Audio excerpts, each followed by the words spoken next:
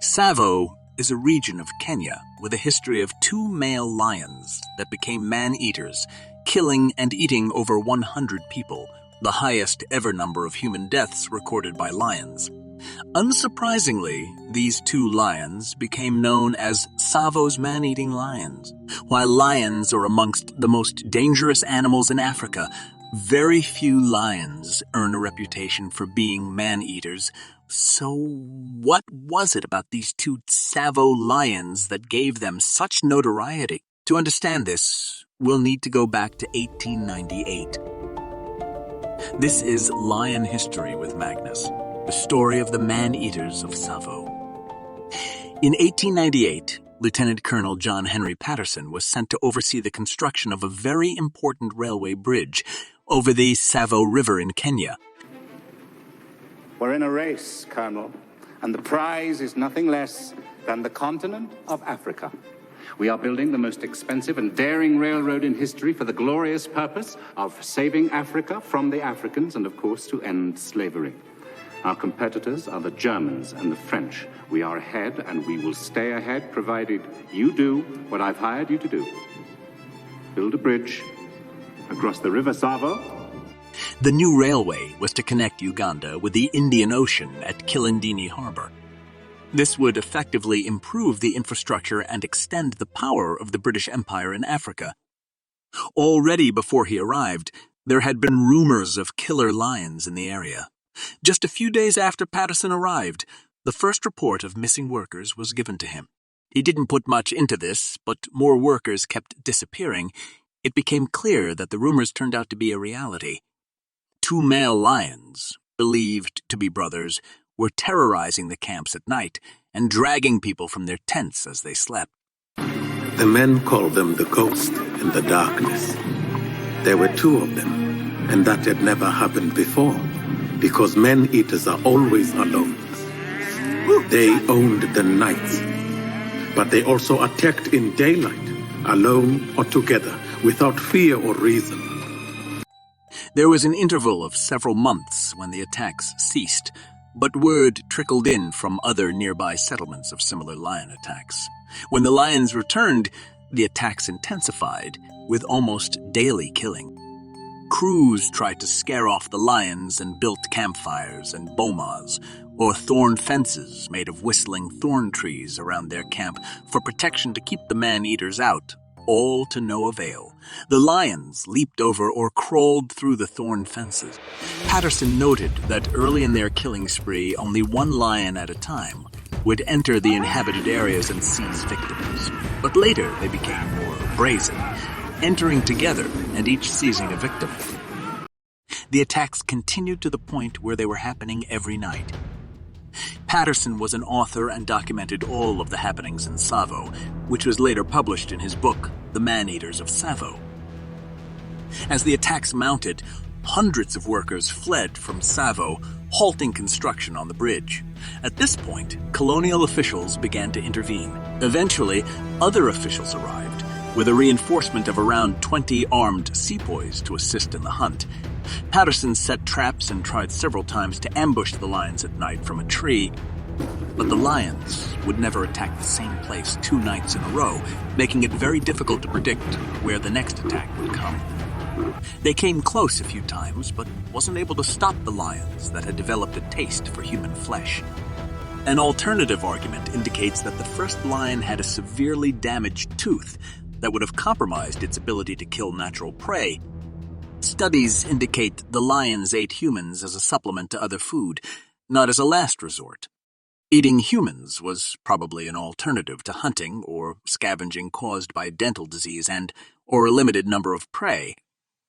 A 2017 study carried out by the team of Dr. Bruce Patterson found that one of the lions had an infection at the root of his canine tooth, which made it hard for that particular lion to hunt. Lions normally use their jaws to grab prey like zebras and wildebeests and suffocate them. According to Patterson, even the district officer, Mr. Whitehead, narrowly escaped being killed by one of the lions after arriving at the Tsavo train depot in the evening. However, his assistant, Abdullah, was killed, while Whitehead escaped with 4 claw lacerations running down his back. However, This theory has been generally disregarded by the general public, and Colonel Patterson, who killed the lions, personally disclaimed it, saying that he damaged that tooth with his rifle while the lion charged him one night, prompting it to flee. But before we continue with the presentation, this is Magnus. He really wants to reach 5,000 subscribers, so please push that subscribe button. Do it for Magnus. And now back to the video. Killing the Tsavo lions. The construction of the bridge was halted and put on hold because many of the workers fled and refused to work while the lions were on the loose. After requesting assistance, the British arrived with reinforcements of 20 armed men to hunt and kill the lions. They built traps and put men hiding in trees to ambush them. On December 9, 1898, Patterson was finally able to hit one of the lions with a shot in its hind leg. But the lion escaped only to return to the camp later that night and even started stalking Patterson as he tried to hunt it. Patterson shot the lion again, and the next morning found its dead body not far from camp. It measured a whopping 2.95 meters from nose to the tip of its tail. It would be 3 weeks of terror before the second lion was shot. However, they were not able to kill it and shot the lion a total of 6 times during the next 11 days.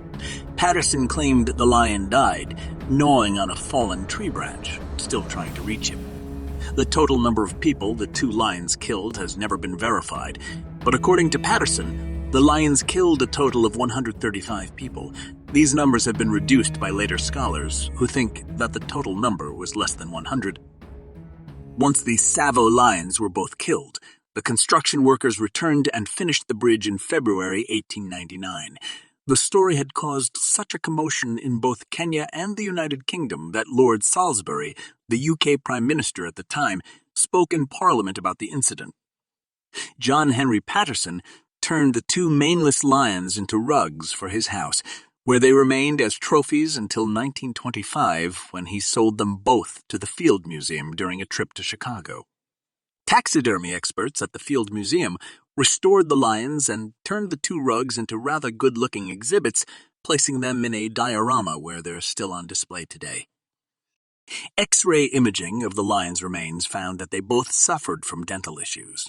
One of the lions had a severe root-tip abscess in one canine tooth.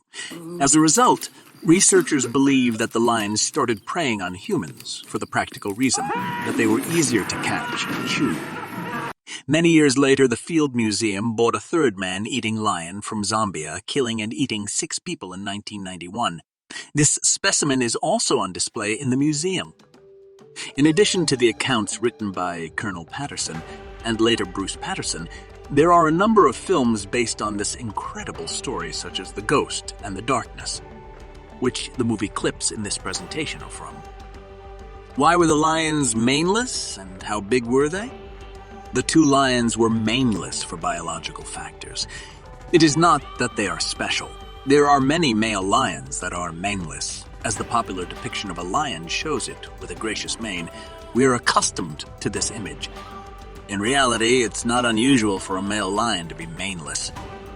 According to John Henry Patterson's book, The Man-Eaters of Tsavo, the first lion was 2.95 meters long from nose to tip of the tail and took 8 men to carry it back to the campsite. There is no reference made in the book about the size of the second lion, but the 2 were more or less similar in size to other adult male lions living in that region. Thank you for hanging on all the way to the end. And if you found this presentation interesting, please smash the like and subscribe buttons as if you were one of the lions trying to get through the fence for food. And check out my other videos to see if there are others you find interesting. And I hope to see you in the